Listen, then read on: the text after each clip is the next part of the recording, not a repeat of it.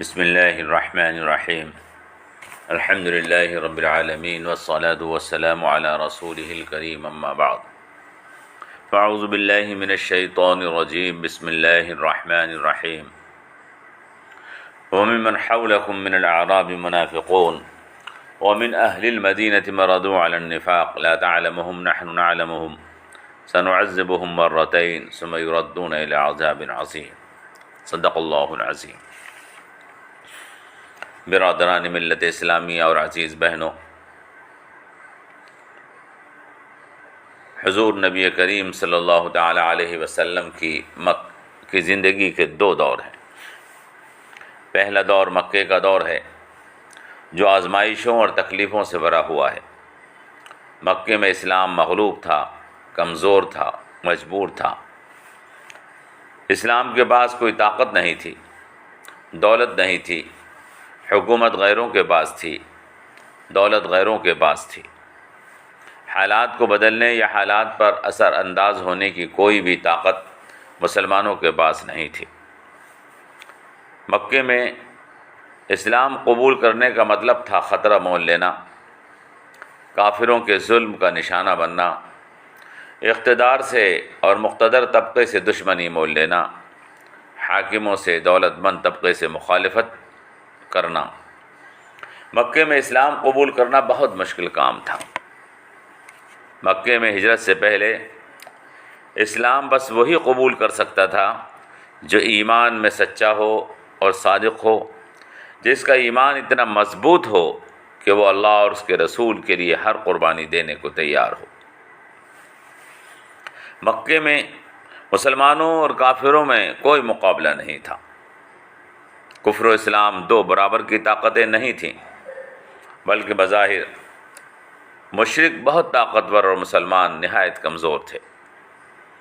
اس لیے ہر کسی کے لیے اسلام کا قبول کر لینا آسان نہیں تھا۔ بڑے اولو العزم اور مضبوط ایمان والے لوگ تھے جو اپنے ایمان کو لوگوں کے سامنے ظاہر کر پاتے تھے۔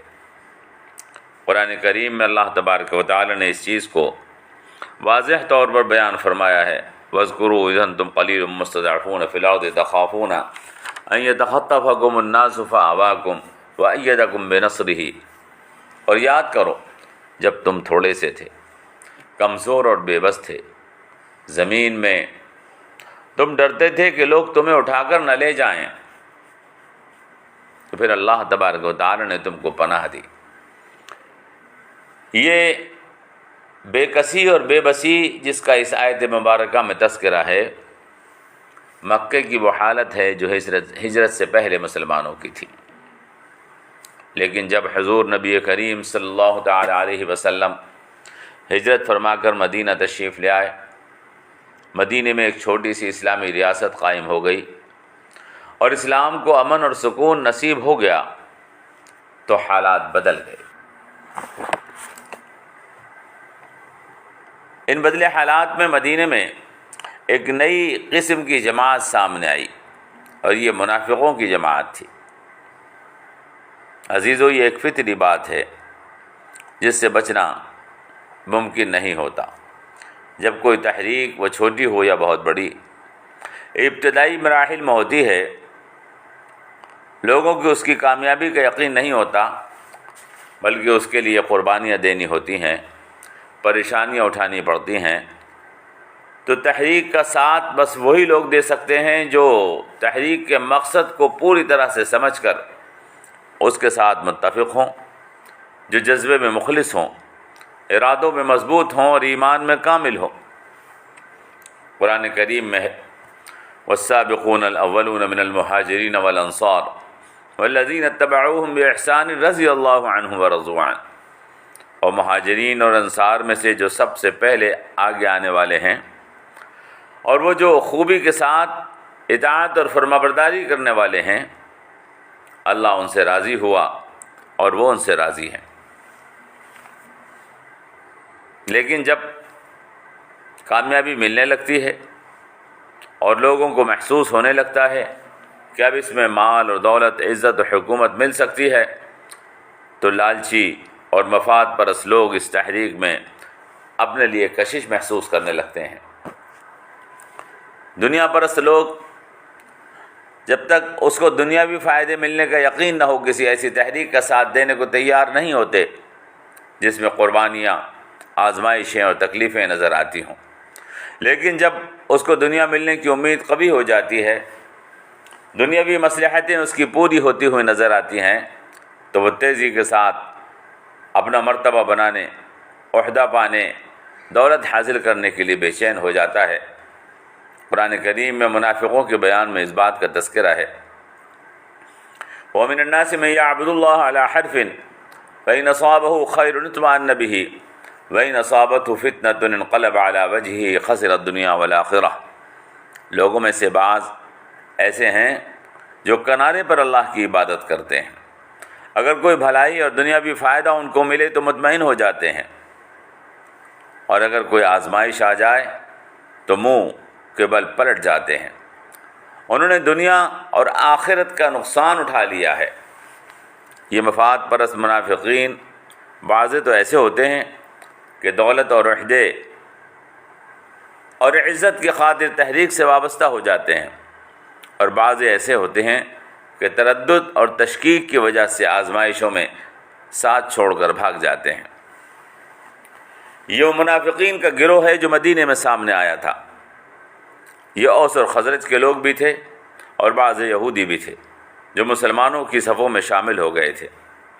ان کی سربراہی اور سرپرستی عبداللہ ابن ابی ابن سلول کر رہا تھا۔ یہ مدینے کا ایک بڑا آدمی تھا۔ جنگ بعاث کے بعد اوس اور خزرج نے اس کو اپنا سردار تسلیم کر لیا تھا۔ جب حضور نبی کریم صلی اللہ تعالیٰ علیہ وسلم مدینہ تشریف لائے تو اس کی تاج پوشی کی تیاریاں چل رہی تھیں۔ لوگ کثرت کے ساتھ حضور کے تشریف لانے کے بعد مدینے کے لوگ کثرت کے ساتھ مسلمان ہونے لگے، تو اس کی تاج پوشی نہ ہو سکی۔ اس بات کی اس کو ناگواری تھی۔ لوگ اتنی کثرت سے مسلمان ہو رہے تھے کہ مجبوراً اس کو بھی حضور پر ایمان لانے کا اعلان کرنا پڑا، لیکن یہ شخص درپردہ کافر ہی تھا۔ اس نے حضور اکرم صلی اللہ تعالیٰ علیہ وسلم کے خلاف سازشوں میں برابر حصہ لیا۔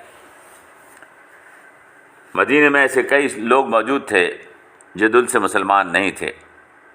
کچھ ایسے ساتھی تھے جو اس کے ساتھی تھے جو عہدوں کے امیدوار تھے، کچھ دوسرے اور بھی تھے جو سرداری کے خواہش مند تھے۔ حضور کے تشریف لانے کے بعد ان سب نے ایک ٹولہ بنا لیا، یہ سارے کے سارے اس ٹولے میں شامل ہو گئے۔ قرآن کریم میں اللہ تبارک و تعالیٰ نے ان لوگوں کا تذکرہ فرمایا ہے۔ جو آیت مبارکہ ہم نے شروع میں پڑھی اس میں منافقین کا تذکرہ ہے۔ وَمِمَّنْ حَوْلَكُم مِّنَ الْأَعْرَابِ مُنَافِقُونَ وَمِنْ أَهْلِ الْمَدِينَةِ مَرَضُوا عَلَى النِّفَاقِ، اور آپ کے ارد گرد دیہاتی ان میں سے کچھ منافق ہیں، اور وہ مدینے والوں میں سے کچھ نفاق میں پکے ہو گئے ہیں۔ آپ ان کو نہیں جانتے، ہم ان کو جانتے ہیں۔ عن قریب ہم انہیں عذاب دیں گے 2 مرتبہ، پھر وہ لوٹا دیے جائیں گے بڑے عذاب کی طرف۔ مدینے کے ارد گرد کے لوگ، گاؤں کے دیہاتی، مراد ان سے وہ ہیں جو مدینے کے اطراف کے گاؤں کے لوگ حضور کے ارد گرد جمع ہو گئے تھے۔ یہ لوگ ایسے چھپے ہوئے اور چالاک منافق تھے کہ حضور نبی کریم صلی اللہ تعالیٰ علیہ وسلم بھی ان منافقوں کو پہچان نہ سکے، حتیٰ کہ اللہ تعالیٰ نے حضور کو مطلع فرمایا کہ آپ کے ارد گرد لوگوں میں فلاں فلاں منافق ہیں۔ چنانچہ روح المعانی کی ایک حدیث میں ہے، حضور نبی کریم صلی اللہ تعالیٰ علیہ وسلم ایک دن خطبہ دینے کے لیے کھڑے ہوئے اور فرمایا کہ اے فلاں شخص اٹھو اور یہاں سے نکل جاؤ، اے فلاں شخص اٹھو یہاں سے نکل جاؤ۔ آپ نے کئی آدمیوں کو مسجد سے باہر نکال دیا۔ یہ وہ لوگ تھے جن کے بارے میں اللہ تعالیٰ نے حضور نبی کریم صلی اللہ تعالیٰ علیہ وسلم کو بتا دیا تھا کہ یہ منافق ہیں۔ حضرت حذیفہ ابن یمان رضی اللہ تعالیٰ عنہ کو حضور اکرم صلی اللہ تعالیٰ علیہ وسلم نے ان تمام منافقین کے تقریباً نام بتا دیے تھے۔ اللہ تعالیٰ کے ان کے اوپر پہلا عذاب یہ نازل ہوا ان منافقین پر کہ حضور نبی کریم صلی اللہ تعالیٰ علیہ وسلم نے انہیں بھری مجلس میں ذلیل کر کے مسجد سے باہر نکال دیا۔ دوسرا عذاب ان پر یہ ہوا کہ انہیں فتح مکہ کے بعد اور خلافت راشدہ کے دور میں کوئی عہدہ نہیں دیا گیا، حتیٰ کہ حضرت حذیفہ ابن یمان اگر بتاتے تو حضرت عمر عہدے سے برطرف کر دیتے، کیونکہ حضرت حذیفہ ابن یمان، جیسا کہ ہم نے عرض کیا، حضور اکرم نے تمام منافقوں کے نام ان کو بتا دیے تھے۔ اور تیسرا عذاب جس کا آیت پاک میں تذکرہ ہے، ان کو جہنم کا عذاب آخرت میں دیا جائے گا۔ برادران ملت اسلامیہ اور عزیز بہنوں، منافقین کا گروہ امت میں آج بھی پایا جاتا ہے۔ ان کو پہچاننا اتنا مشکل ہوتا ہے کہ حضور نبی کریم صلی اللہ تعالیٰ علیہ وسلم بھی اس وقت تک ان کو نہیں پہچان سکے جب تک کہ اللہ تعالیٰ نے اس گروہ کے بارے میں حضور کو خود نہ بتا دیا۔ یہ لوگ مفادات، عہدوں، دولت اور دنیاوی عزت کی خاطر بکثرت جماعت میں شامل ہو جاتے ہیں اور اندر ہی اندر دوسرے لوگوں کے بگاڑ کا سبب بنتے ہیں۔ کسی بھی جماعت کو اس کے مقصد سے بھٹکانے میں، اہل ایمان کو دنیا کا کتا بنانے میں اور لوگوں کے دلوں میں دنیا کی محبت پیدا کرنے میں اور جماعت کے راز دشمنوں تک پہنچانے میں یہ لوگ ہمیشہ سرگرمی دکھاتے ہیں۔ عزیزو، دین اور ایمان کا مقصد ہے اللہ کی رضا اور آخرت کی نجات، لیکن یہ منافقین جو ایمان سے محروم ہوتے ہیں، دین سے ناواقف ہوتے ہیں، آخرت کا عقیدہ ان کے دل میں کمزور یا بالکل موجود نہیں ہوتا ہے، اسلام دشمن طاقتیں ان کو بہت جلد خرید لیتی ہیں اور یہ اسلام کے خلاف کام کرنے کو تیار ہو جاتے ہیں۔ ان کو اسلام کے خلاف استعمال کرنے میں اسلام دشمن طاقتوں کو کامیابی حاصل ہو جاتی ہے۔ یہی وجہ ہے کہ قرآن کریم ان کا بار بار تذکرہ فرماتا ہے اور ان کی اقسام بیان کرتا ہے، کون اعتقادی منافق ہے، کون عملی منافق ہے، کون دیگر دشمن کا اہلِ کار ہے۔ قرآن کریم ان کے بارے میں بار بار وضاحتیں کرتا ہے تاکہ مسلمان اپنی جماعت میں موجود ان کالی بھیڑوں اور منافقوں کو پہچان سکیں۔ قرآن کریم نے ان کی تمام اقسام کا تذکرہ کیا ہے۔ برادران ملت اسلامیہ اور عزیز بہنوں، ہجرت سے پہلے حضور نبی کریم صلی اللہ تعالیٰ علیہ وسلم کے سامنے الگ قسم کے مسائل تھے جن کا حضور اکرم صلی اللہ تعالیٰ علیہ وسلم نے ہمت اور صبر کے ساتھ مقابلہ فرمایا، اور ہجرت کے بعد الگ قسم کے مسائل تھے۔ حضور نبی کریم صلی اللہ تعالیٰ علیہ وسلم نے ان مسائل کا بھی بڑی سمجھداری، دانشمندی، ہوشیاری، جوش اور استقامت کے ساتھ فرمایا۔ مدینے میں منافقین کا گروہ حضور اکرم صلی اللہ تعالیٰ علیہ وسلم کے سامنے درپیش مسائل میں ایک بڑا مسئلہ تھا۔ یہ منافقین کئی قسم کے تھے۔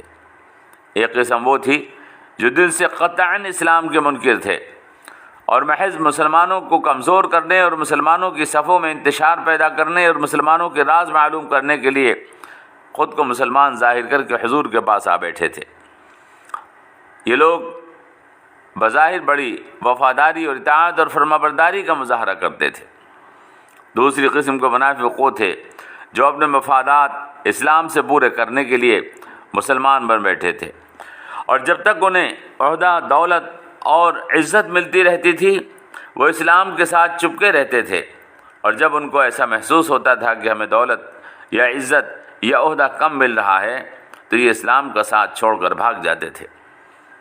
یہ لوگ کافروں سے تعلقات بنا کر رکھتے تھے کہ اگر کامیابی کافروں کو نصیب ہو تو ہم ان کے ساتھ چلے جائیں، ہمیں آسانی رہے۔ تیسری قسم کے منافقین وہ تھے جو اسلامی عقیدے کو سمجھ ہی نہیں پائے تھے اور شک میں مبتلا تھے، لیکن لوگوں کی دیکھا دیکھی وہ بھی اسلام میں داخل ہو گئے تھے۔ مدینے میں چوتھی قسم کے منافق وہ تھے جو اسلامی عقیدے اور اعمال کو تو تسلیم کرتے تھے لیکن اپنی قومی تہذیب اور جاہلانہ رسوم کو چھوڑنے کے لیے تیار نہیں تھے۔ یہ لوگ اپنی قومی تہذیب اور شناخت کے ساتھ اسلامی اعمال کو قبول کرتے تھے، اور جہاں انہیں اپنی قومی اور تہذیبی شناخت کو ترک کرنا پڑتا یہ اس کو نہیں چھوڑتے تھے، بلکہ وہ اسلام کے احکامات کی تعویلیں کر کے اور قومی اور تہذیبی اقدار کی تحفظ کا کام کرتے تھے۔ قرآن کریم میں اللہ تبارک و تعالی نے ان تمام قسم کے منافقین کا مختلف جگہ پر بیان فرمایا ہے۔ عزیزوں، مسلمانوں کو سچا مومن اور سچا مسلمان بننے کے لیے ضروری ہے، نمبر 1، اسلامی عقائد کو مکمل طور پر دل اور زبان سے قبول کرے اور آگے اسلام کے عقیدے کے خلاف ہر عقیدے اور عمل کو ترک کر دے۔ اپنے مفادات چاہے وہ ذاتی ہوں، قومی ہوں یا ملکی ہوں، ان کو اللہ کی خاطر، اللہ کے دین کی خاطر چھوڑ کر محض رضائے خداوندی کی خاطر اسلام اور ایمان کو قبول کرے، شک اور تردد کو دل سے دور کر دے، دین کو اللہ کے لیے خالص کر لے اور اپنی قومی اور تہذیبی شناخت کو اسلام کے اندر گم کر دے اور دنیا کو یہ باور کرا دے کہ نہ میرا اپنا کوئی عقیدہ ہے، نہ میرا اپنا کوئی مفاد ہے، نہ میری کوئی قوم ہے، نہ میرا کوئی ملک ہے، نہ میری کوئی تہذیب اور شناخت ہے، بلکہ میرا مفاد صرف اللہ کی رضا ہے، میرا مقصد صرف اعلاء کلمت اللہ ہے، میرا عقیدہ صرف اسلامی عقیدہ ہے، میری قوم صرف اسلام اور مسلمان ہے، میری تہذیب صرف اسلامی تہذیب ہے، میری یہ سچائی اور میری پہچان لا الہ الا اللہ محمد رسول اللہ کا کلمہ ہے۔ اگر انسان خود کو ایسا ثابت کرنے میں کمی محسوس کرتا ہے تو اس کو ڈرتے رہنا چاہیے کہ مفادات اس کے اندر داخل ہو رہے ہیں، اور جس شخص نے اپنے آپ کو اپنے ذاتی اور قومی اور ملکی مفادات سے نجات حاصل کر کے محض اللہ کی رضا کو اپنا مفاد بنایا، جس شخص نے اسلامی عقیدے کو اپنا عقیدہ بنایا، جس نے مسلمانوں کو اپنی قوم سمجھا، ذات، برادری اور قومیت کی قیود سے اپنے آپ کو پاک کر لیا، اور جس نے اسلامی تہذیب کو اپنی تہذیب مانا، جس میں کلمہ توحید لا الہ الا اللہ محمد الرسول اللہ صلی اللہ تعالیٰ علیہ وسلم کو اپنا عقیدہ بنا لیا، میرے عزیزوں اور میری بہنوں، بس وہی کامیاب ہے۔ اللہ سے دعا کیجیے اللہ تبارک و تعالی ہمیں ان تمام قید و بند سے آزاد اور پاک کر کے محض اللہ کی رضا کی خاطر زندگی بسر کرنے کی توفیق عطا فرمائے۔ والسلام علیکم ورحمۃ اللہ وبرکاتہ۔